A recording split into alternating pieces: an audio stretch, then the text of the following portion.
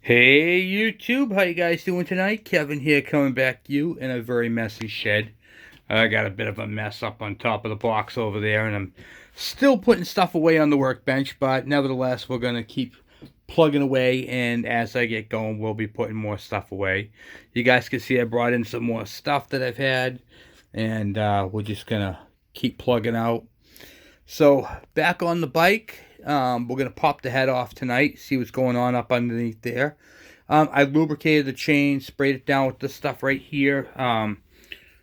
Just some chain and cable lube. Sprayed the cables down. We blew it off on the last video. Got all the crap off of it. Like I said, she's been sitting for a very, very long time. So we want to make sure it is correct. So I hit it with the brush. Cleaned it up a tad. Nothing dramatic. So let me get you guys in the stand and we'll get crack-a-lackin'. Okay, I've never had this head off before on this particular engine, so I just want to point it out. I did loosen up the plug, and I want to show you guys something real quick. This is the original plug that was in the bike, not for the bike, but I just wanted to show you. Let me show you see this. First thing you want to make sure is that the plug itself is not gray.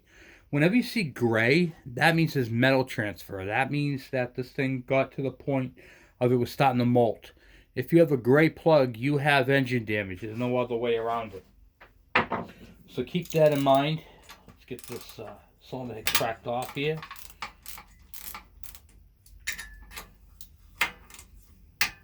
Wow. They're actually coming out pretty well.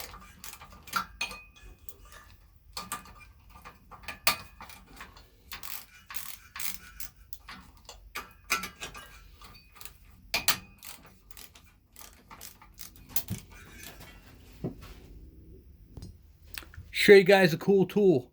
This is called a finger ratchet. If you guys get a chance to get one of these, they make it a lot easier. Crack them all loose with the big ratchet. Oh, I'm actually getting a whole stud. Holy crap. I wonder if that's the case with all of them. Because they broke free kind of quickly, you know. That's not a bad thing.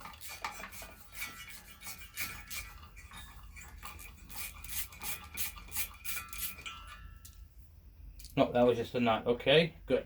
Now,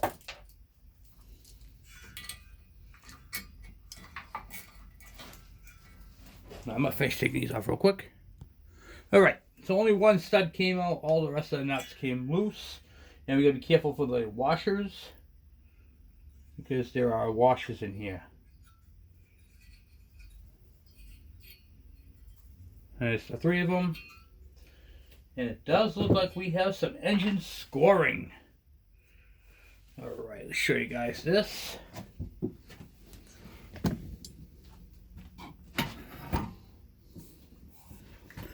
This is what I'm talking about, integrity.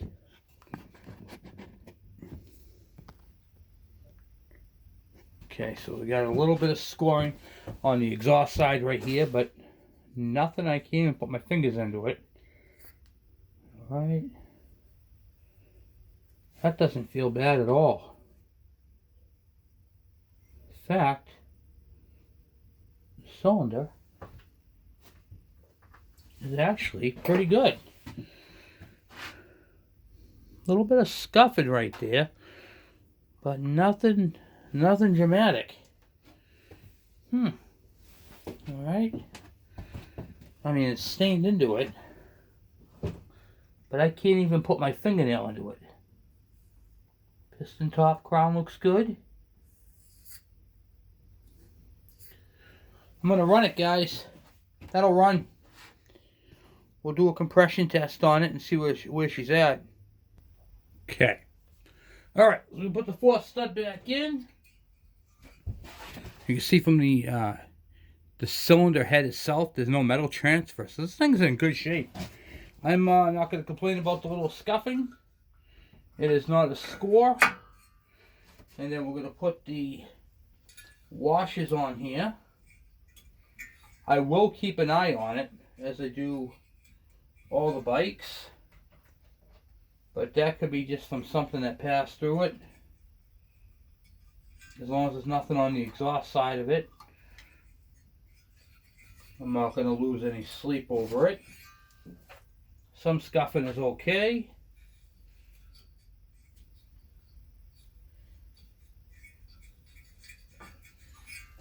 Like I said, I'm not going to lose any sleep over it.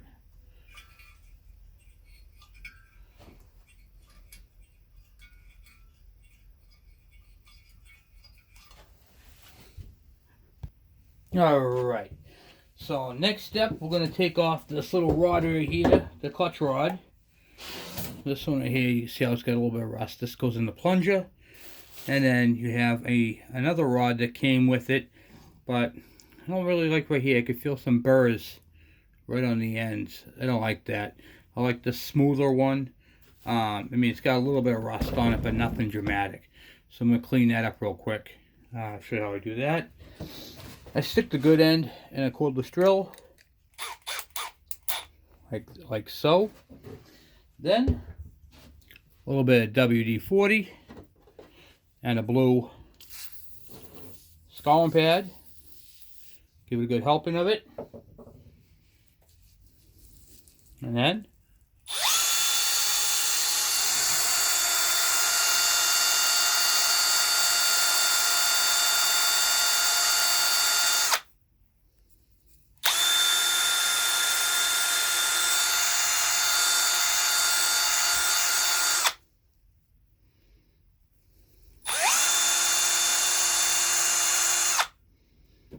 clean that pretty nice right up in here. And there's a little bit of rust on the end. We'll clean that up with a little bit of sandpaper. I'm just going to use some 800 grit, real fine. Same thing. Spray that on there a little bit.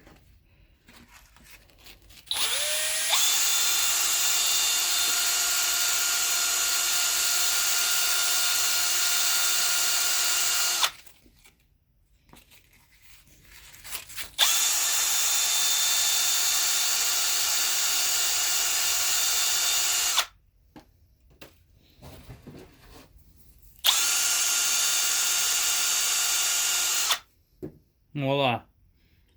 Just like that. Looks good enough for me. Boom. Clutch rod's done. I love doing this. Okay, so next step. Alright, so now we're going to take off the points. I'm going to use a 732 millimeter 732 millimeter, as if a 732nd millimeter 732nd American socket. I'm so used to saying metric because everything on these things is metric. Hey guys, it's late. Cut me some slack. Alright, I'm going to hold this down with a pair of pliers. If I get it on there.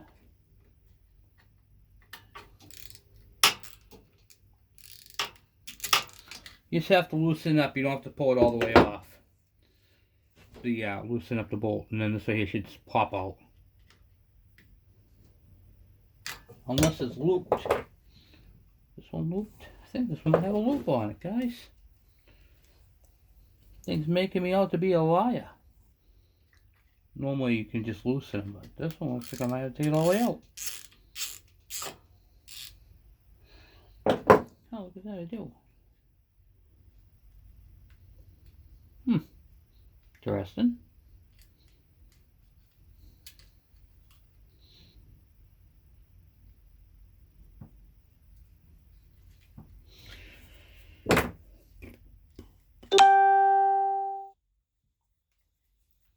Okay. Take the bolt. And then extract the points. Alright. So there's the old points. Right there, they are a little different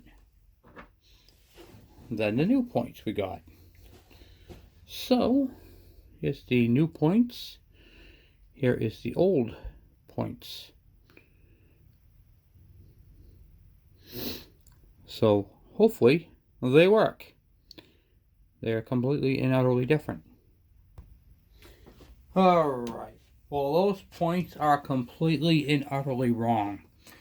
That puts us dead in the water, does it? Mm-mm-mm. Kevin's going to show you guys something cool. Here's what I'm going to show you. This is a Yamaha gt80. This is a magneto right here, missing one coil over here. But this is the same one from an MT1 or a Kv75. Do you see the condenser on there? How it's got the little timing mark? That's the same one here. Okay, same one on the Yamaha. Guess what?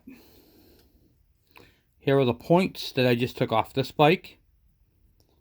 Here are the points that are on the Kv75 MT1. So if you have a Kv75 or MT1 and need ignition points, you can simply order them from a Yamaha gt80. I'm going to get those pulled off the plate and clean up real quick, and then we're going to use them on this bike. Alright, so I put the new points on. I got them set on there. I'm going to take the flywheel. I cleaned up the cam lobe right here. This is the cam lobe right here. This opens and closes the points. Line up the key. Now, I don't have the book on this bike yet. I ordered it. I'm waiting for that to come in. So I'm not going to give point specifications until that comes in, because I don't want to give you guys the wrong information. However, we're going to go ahead, set this on here.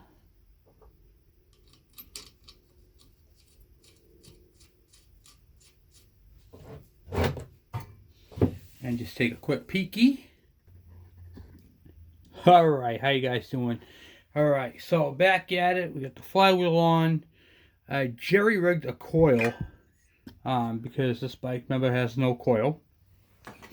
So this is the coil that I'm using from the RX50, that little black engine that was on there. I don't have it bolted up, so I'm using my Lang jumper set, because there's a bracket that hangs down, this coil bolts to it, and I don't have that bracket. So we have to go ahead and order that bracket. So I got the ground going directly to the frame, like that, and then I got it going to where it would bolt up to the other ground. Okay, simulating this thing being bolted up. Okay, so now I have the spark plug on there, and to turn it over, I'm going to use my Milwaukee M12 drill with a driver bit. Okay, and then we're going to go ahead and shut the light off, and there will be a little bit of a light in the background, but we're going to see if we get spark. Okay, so I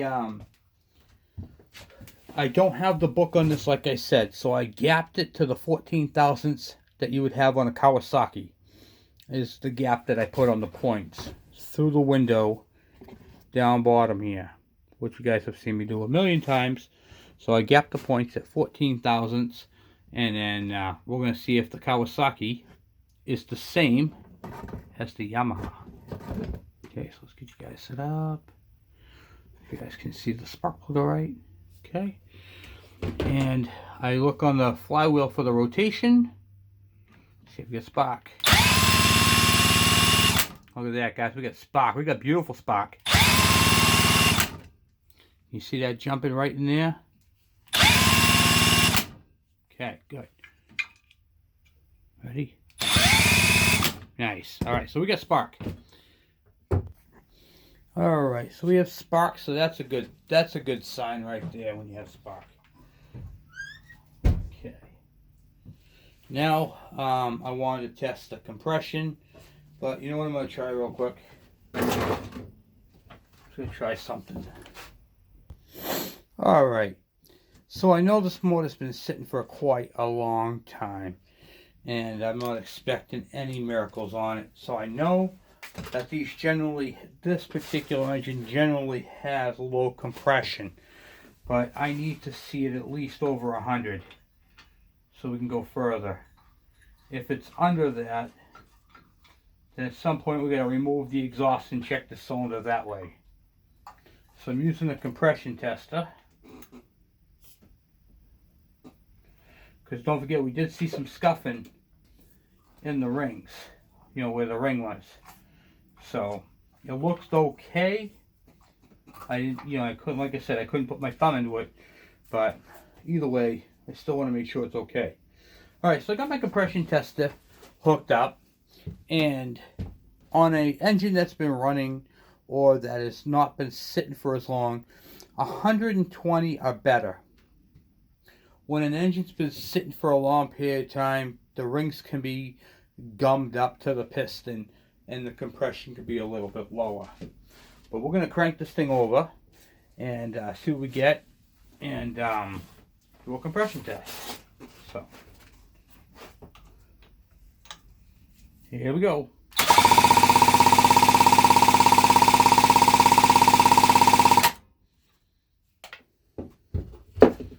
Spun it all, what do we got?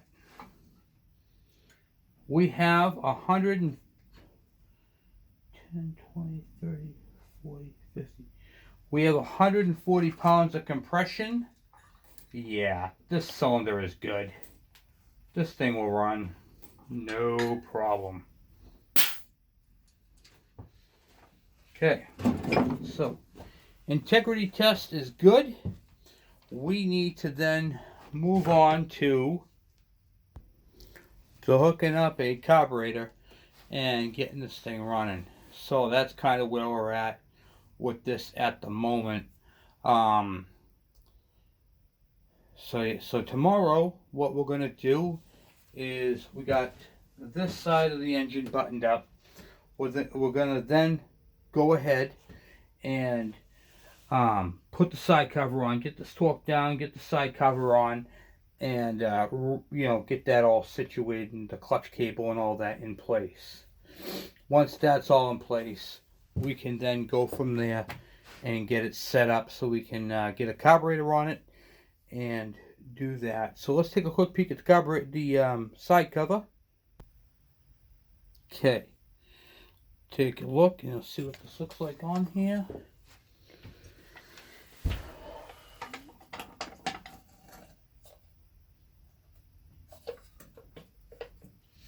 Oh yeah, guys, what do you think, huh? It's gonna look nice on there. And then that'll be the gt80 cover. It looks like it's hanging up a little bit.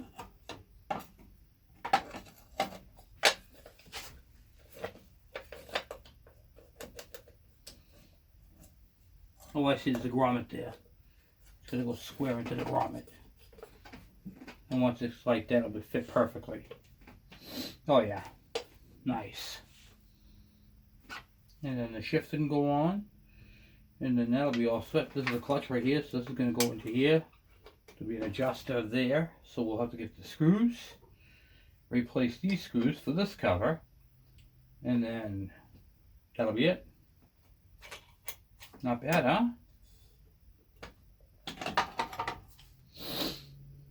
I had to put that pin in right there for the spring. This is all the parts from that other cover, and it was missing one of the dowel pins. You need both of the dowel pins. And then other than that, it's good to go. So, pretty happy with that. Okay. We'll put this on tonight. We'll just slap it on. I put the clutch together, the mechanism all set. You get the spring. So you guys can see all this. Okay, so the cable comes down, goes into here. You get the spring, and that's pretty much it for that. And then this just slides over the piece here. It's going to fit right onto it. As you can see. Bing, bada, bada, boom.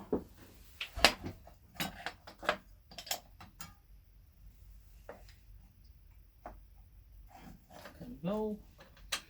Like so.